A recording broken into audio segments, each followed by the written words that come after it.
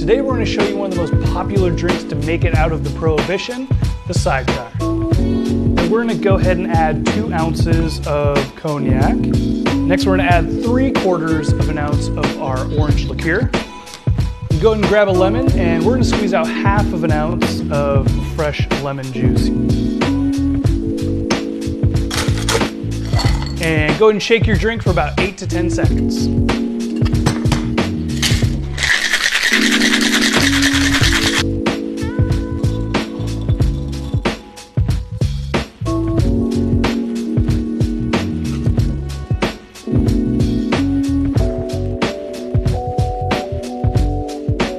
There you have classic sidecar.